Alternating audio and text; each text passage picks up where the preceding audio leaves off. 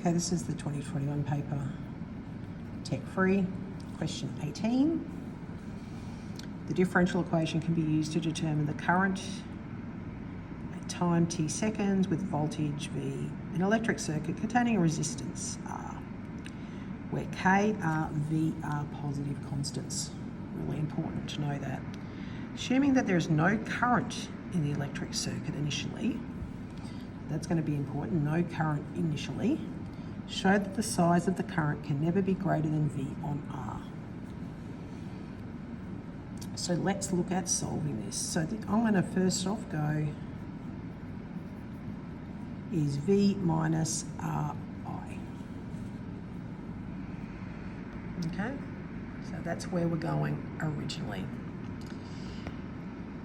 Now you've got some options on how you wish to maneuver this around.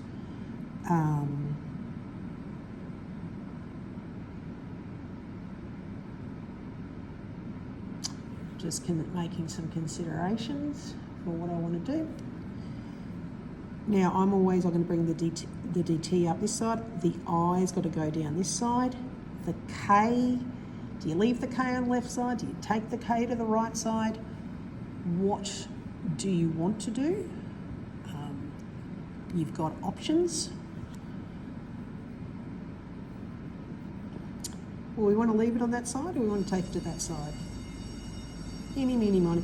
Let's take it. I'm always a take it over. So you're going to have di over v minus ri equals 1 on k dt. We're then going to integrate both. This is going to give me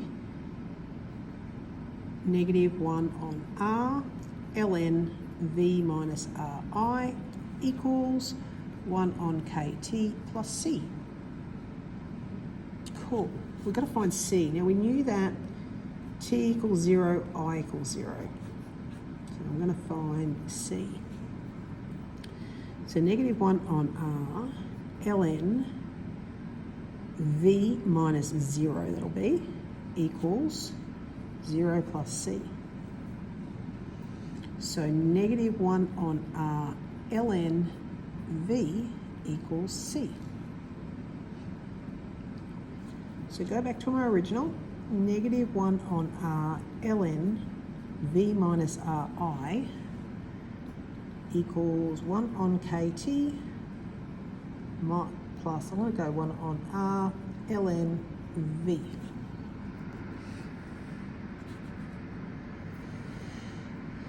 So we get to that point.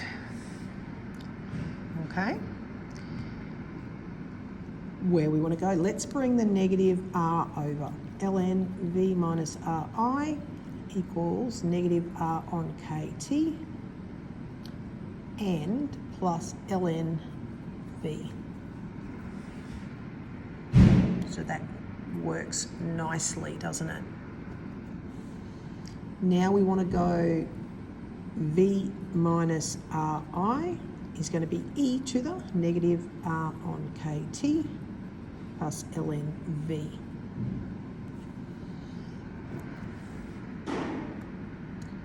Look at that, and we take up time of what we're going to go with. Now, so that's going to give me v minus ri is going to be e to the negative r on kt times e to the ln v. And what do we know about that? Let's go to another piece of paper. Spread it out a little bit. So that's v minus ri is going to get e to the negative r on kt v. Because e to the log v, blah, it's going to be v. So that's cool, isn't it? For where we are, we've got v minus ri equals v e to the negative r on kt.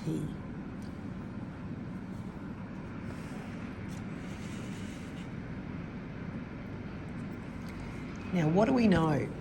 Looking at this, e to the negative r on kt is always going to be bigger than 0 for all t. because the function's e to the negative power, always going to be positive. So therefore, VE to the negative R on KT is always going to be positive. Because remember, V is a positive constant. So if this is always positive, then times V has always got to be positive, hasn't it?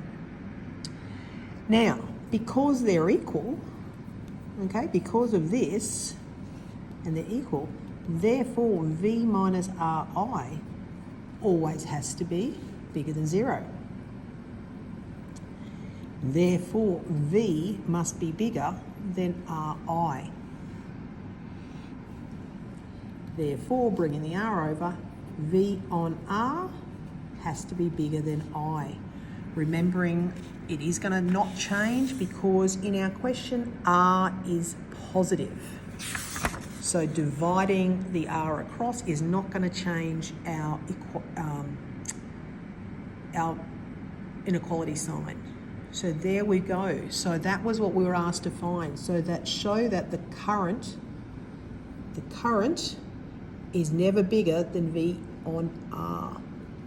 So therefore, size of the current is never bigger than V on R.